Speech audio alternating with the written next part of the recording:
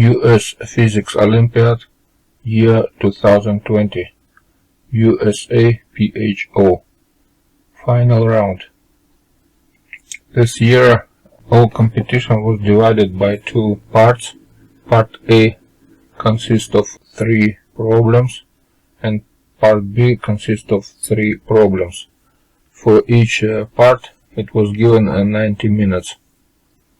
If you want to get more interesting problems, just subscribe for this channel.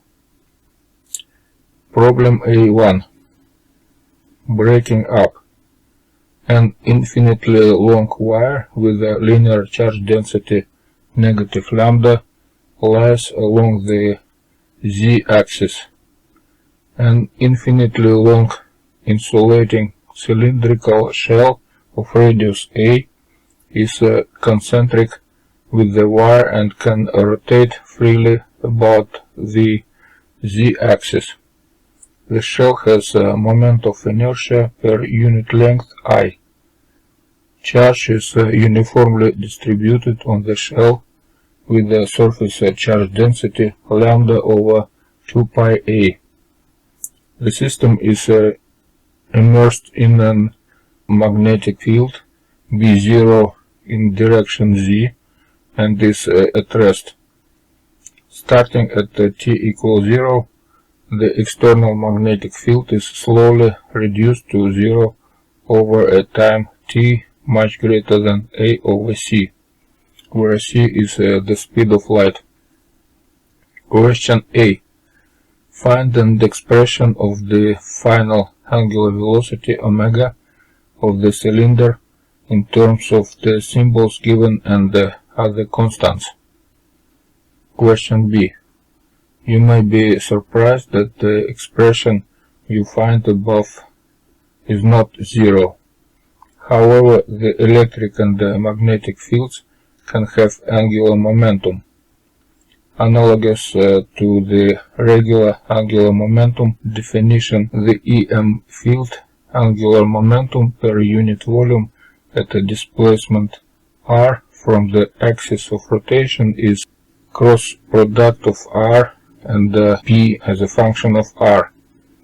P is a vector analogous to momentum given by P equal alpha multiplied by cross product electric field by magnetic field, where alpha is some proportionality constant. Find an expression for alpha in terms of given variables and fundamental constants. US Physics Olympiad, year 2020, USAPHO, final round. Problem A2. Swoosh. In 1851, Leon Foucault built a pendulum 67 meters tall with a 28 kg weight. He connected it to the top of the Pantheon in Paris with a bearing that enabled it to freely change its plane of oscillation. Because of the Earth's rotation, the plane of oscillation smoothly moved over time. If we imagine a large horizontal clock under the pendulum, if initially the oscillation went from 12 to 6, later on they would move to the 3-9 plane, for example, as shown in the figure below. Perhaps surprisingly, the time it took the oscillation to go back to the original plane is longer than 12 hours. In this problem we will investigate why this is the case and what the shape the pendulum traces out. Figure 1. Left. A schematic of Foucault's pendulum. Right. The pendulum motion projected on a horizontal plane in the rotating lap frame. First, consider the case of a Foucault pendulum installed precisely at the North Pole with the length L. We denote square root from g over L equal omega. The angular velocity of the Earth is capital Omega. John is an observer looking at the pendulum from a fixed point in space. At t equals 0, he sees the pendulum at position A0 and with the velocity 0v in the xy horizontal plane. Question A. For John, what are the approximate equations that describe the motion of the pendulum in the xy plane? You may assume that the amplitude of the oscillations is small. We define the coordinates of the pendulum at rest as 0, 0. Question B. What will the coordinates x, y in John's frame be at a later time t? Question C. Ella, an observer, resides at the North Pole, is also looking at the pendulum. What are the coordinates x tilde and y tilde as observed by Ella? Assume that at time t equals 0, the coordinate system of John's and Ella's overlap. Question D. What is the speed of the pendulum bob observed by Ella at t equals 0? Question E. Find the initial coordinates for A, V such that as measured in Ella's frame. Case 1. The pendulum passes precisely through its resting position. Case 2. It has a spike at the points of maximal amplitude, see figure below, instead of a rounded trajectory. Figure 2. Two possible trajectories with a spike, left, and more rounded, right. In a rotating frame, a fictitious force, known as the Coriolis force, acts on the particles. For Foucault's pendulum, the Coriolis force acts primarily in the horizontal plane, in a direction perpendicular to the velocity of the mass in the Earth's frame, with magnitude F equal 2m big omega v sine theta, where m and v are the pendulum's mass and its velocity, and the theta the latitude, 90 degrees for the North Pole. Note that when the velocity changes sign, so does the Coriolis force. Question F. How long would it take for the plane of oscillation of Foucault's pendulum to return to its initial value in Paris, which has a latitude of about 49 degrees? US Physics Olympiad, year 2020, USAPHO, first round. Problem A3. Spin cycle. Cosmonaut Clara is preparing for the intergalactic 5000 race. She practices for her race on her handy race track of radius r, carrying a stopwatch with her. Her race car maintains a constant speed v during her practices. For this problem, you can assume that v greater than 0.1 c, where c is the speed of light. Question A. How much time elapses on Clara's stopwatch with each revolution? Clara decides to do a fun experiment during her training. She places two stationary clocks down clock A at the center of the racetrack, i.e. the origin, and the clock B at a point on the racetrack, denoted as R0. She then begins her training. For parts B through D, we define Clara's inertial reference frame, CIRF, as an internal reference frame in which Clara is momentarily at rest, and which has the same origin of coordinates as the lap frame. Thus, CIRF is a new inertial frame each moment. The times on the clocks and the stopwatch are all calibrated such that they all read 0 in CIRF when she passes by clock B for the first time. Question B. In the lab frame, the reference frame of the clocks, which are at rest, what is the offset between clock A and the clock B? Question C. If Clara's stopwatch measures an elapsed time tau, what does clock A measure in CIRF? Question D. If Clara's stopwatch measures an elapsed time tau, what does clock B measures in CIRF? US Physics Olympiad, year 2020, USAPHO, final round. Problem B1. String cheese. Question A. When a faucet is turned on, a stream of water flows down with the initial speed v0 at the spout.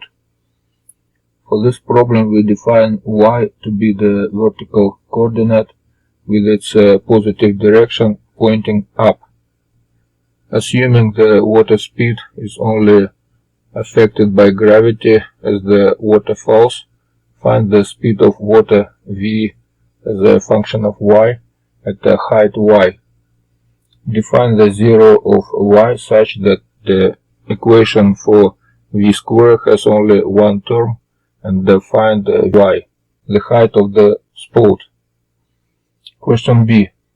Assume that the stream of water falls from the faucet is cylindrically symmetric about a vertical axis through the center of the stream. Also assume that the volume of water per unit time exiting the spout is constant and that the shape of the stream of water is constant over time. In this case, the radius r of the stream of water is a function of vertical position y. Let the radius at the faucet be r0. Using your result from part A, find ry. If ry is not constant, it implies that the water has some radial velocity during its fall. In contradiction to our assumptions in part A that the motion is purely vertical, you may assume throughout the problem that only such radial velocity is negligibly small. Question C. The water-air interface has some surface tension sigma. The effect of surface tension is to change the pressure in the stream according to the Young-Laplace equation. Delta P equals sigma multiplied by 1 over small r plus 1 over big R, where delta P is the difference in pressure between the stream and the atmosphere, and the big R is the radius of curvature of the vertical profile of the stream visualized below. R less than 0 for the stream of water. The radius of a curvature would be positive only if the stream profile curved inwards. For this part of the problem, we assume that absolute value big R much greater than absolute value small r, so that the curvature of the vertical profile of the stream can be ignored. Also assume that water is incompressible. Accounting for the pressure in the stream, find the new equation relating for Ry in terms of sigma, R0, V0 and ρ, the density of water. You do not need to solve the equation for small r. Question D. After falling for some distance, the water stream usually breaks into smaller droplets. This occurs because small random perturbations to the shape of the stream grow over time. eventually breaking the stream into a part. For the rest of this problem, we ignore the change in the radius of the stream due to changing speed of the water, as considered earlier. Instead, we examine small random variations in the radius of the stream. Random variations can be broken down into a sum of sinusoidal variations in stream radius, each with a different wave number k. We can analyze these different sinusoidal variations independently. Consider a stream of water whose radius obeys Ry equal R0 plus A cosine ky, where A much less than R0 is the perturbation amplitude. To analyze such a stream, it is sufficient to consider only the thickest and the thinnest parts of the stream. According for both sources of curvature, find a condition for R0 and K such that the size of perturbations increases with the time. US Physics Olympiad, year 2020, USAPHO. Final round. Problem B2. Mirror, mirror on the wall. Consider a square room with a side length L. The bottom wall of the room is a perfect mirror. Remember that the phase of light reflected by a mirror changes by 180 degrees. A perfect monochromatic point source with the wavelength lambda is placed a distance d above the center of the mirror, where lambda much less than d much less than L. Question A. On the right wall, an interference pattern emerges. What is the distance y between the bottom corner and the closest bright fringe above it? Hint: you may assume lambda much less y much less L as well. Question B. You plan on running an experiment to determine lambda in a room with the L equal 40 meters, and you know that lambda is between 550 and 750 nanometers. You will measure d and y10, the distance of the 10th fringe from the corner, with the same ruler, with the markings of 1 millimeters. At what d should you place the point source to minimize your error in your lambda measurement? Roughly, what is that minimum error? Question C. Now suppose we place a transparent hemispherical shell of thickness S and the index of refraction n over the source such that all light from the source that directly strikes the right wall passes through the shell, and all light from the source that strikes the mirror first does not pass through the shell. At what y is the fringe closest to the bottommost corner now?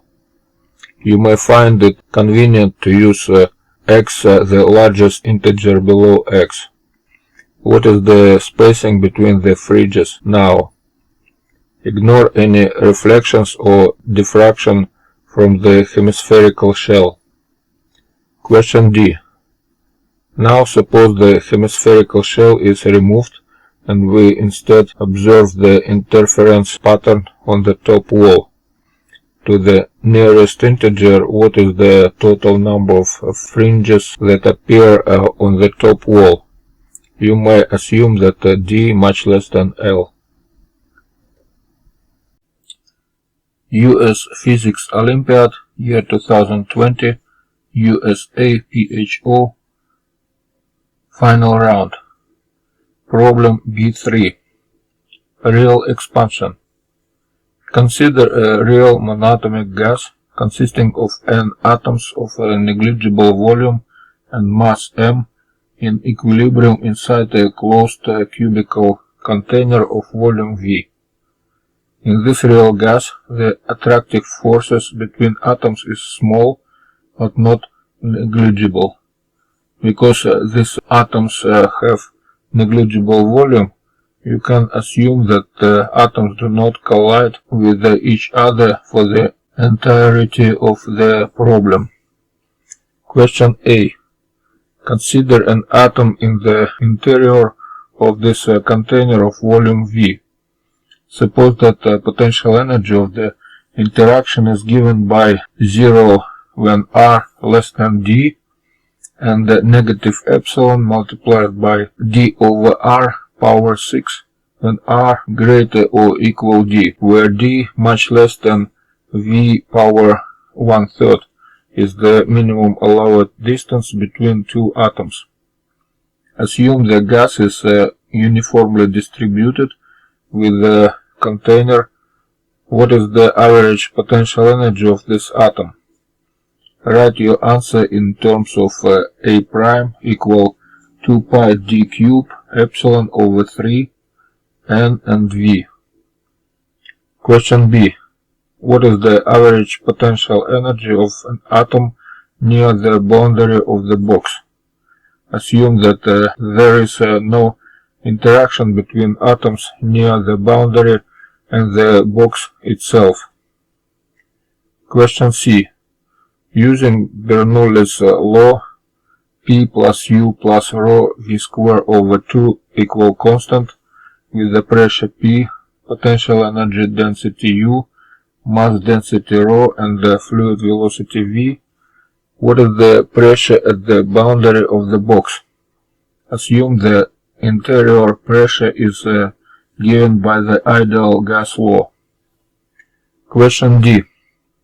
Assuming most atoms are in the interior of the box, what is the total energy of the atoms in the box?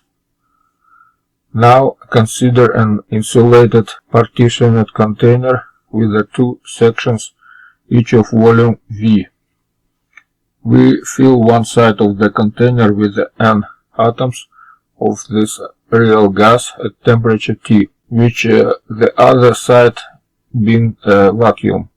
We then quickly remove the partition and let the gas expand to fill the entirety of the partitioned container. During this expansion, the energy of the gas remains unchanged. Question E. What is the final temperature of the gas after the expansion? Question F. What is the increase in the entropy of the universe as a result of this free expansion? Give your answer to first order in A prime n over V kb T.